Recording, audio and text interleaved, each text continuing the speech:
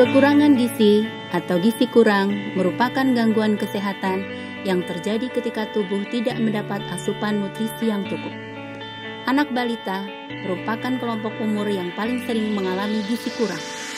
Timbulnya masalah gizi kurang dilatar belakangi oleh banyak faktor, baik faktor langsung atau tidak langsung.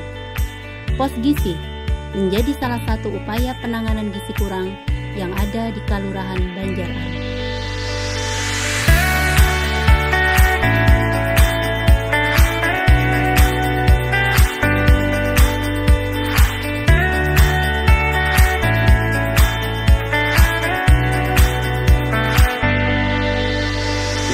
Sampaikan sekilas gambaran tentang keadaan gizi, terutama gizi anak ataupun balita di Banjararom.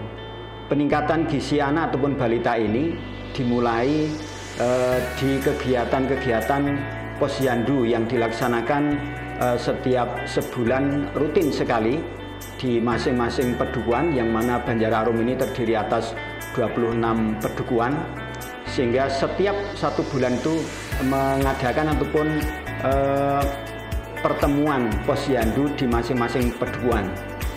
Kemudian di posyandu itulah kemudian ada salah satu kegiatan diantaranya PMT bagi balita. Dari pemerintah Kelurahan Banjararom membuat pos gizi, di mana pos gizi adalah sebuah tempat untuk mengumpulkan anak-anak balita yang gizinya, status gizinya gizi buruk maupun gizi kurang. Nah, di situ kegiatannya adalah pemberian PMT. Karena Banjararom ini adalah luas wilayahnya, sehingga pos gizi tersebut untuk pos gizi induk ini adalah di komplek Kelurahan Banjararom ini, terus kemudian yang lainnya menyebar.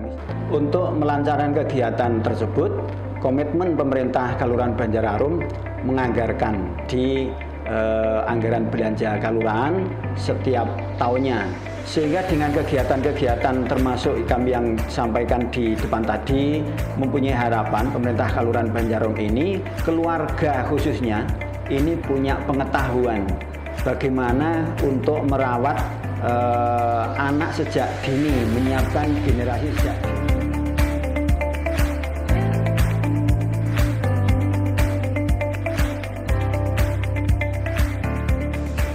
Sebagai bidang Kelurahan Banjararom melihat kondisi di wilayah Banjararom, terutama dari sisi kesehatan, keadaan balita yang mengalami gizi kurang dan gizi buruk. Dari BB per TB di tahun 2018 ada 25 kasus, kemudian yang gizi buruk ada 3 kasus, kemudian yang 2019 ada 27 kasus gizi kurang dan 0 gizi buruk.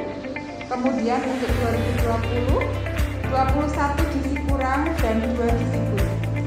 2021 per Juni ada 13 gizi kurang dan 1 gizi buruk.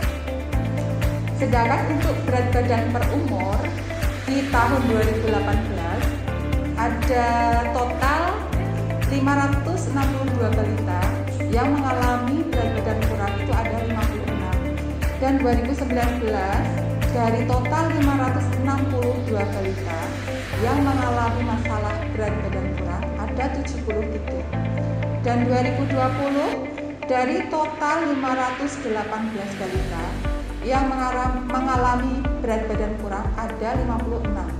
Sedangkan untuk tahun 2021 per Juni itu dari total 473 balita yang mengalami berat badan kurang ada 48.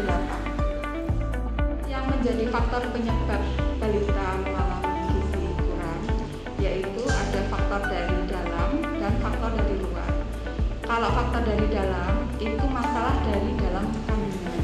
Sedangkan faktor dari luar bisa karena pola asuh, kemudian dari sosial ekonomi keluarga, bisa dari sanitasi atau lingkungan yang buruk, bisa karena pengetahuan orang tua yang kurang, kemudian asupan gizi yang kurang. pendapat saya tentang kegiatan pos gizi di Kelurahan Banjar Arum sudah menjawab faktor penyebab dari luar tadi, yaitu tentang pengetahuan orang tua yang kurang dan juga asupan gizi yang kurang, seperti itu. Sebagai contoh kepada orang tua untuk meneruskan saat nanti kegiatan pos gizi sudah tidak berlangsung. Jadi nanti di rumah orang tua bisa memberikan menu yang bervariasi agar anak itu tidak bosan dengan menu rumah. Harapan saya untuk pemerintah Kelurahan Banjar Arum supaya mengalokasikan anggaran setiap tahunnya untuk pelaksanaan pos gizi.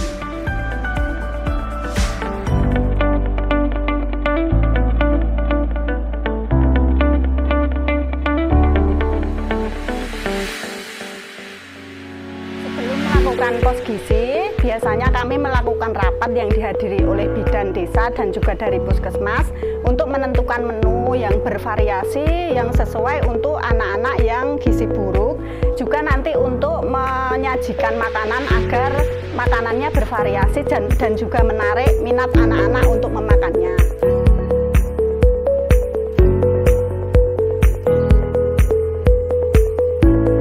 Dalam kegiatan pos gizi ini, anak-anak juga dilatih untuk meningkatkan perkembangan motoriknya, salah satunya dengan cara menggambar bagian-bagian tubuhnya di setiap anak-anak datang.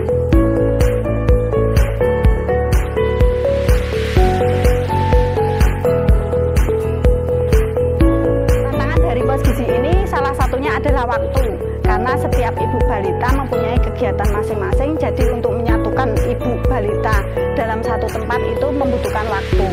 Kemudian tantangan berikutnya adalah bagaimana caranya agar nanti timbangan anak, berat badan anak itu tetap stabil walaupun pos gizi ini sudah berakhir. Tantangan berikutnya adalah bagaimana cara kita mengajak ibu-ibu agar berkreasi dalam memberikan menu kepada anak-anaknya.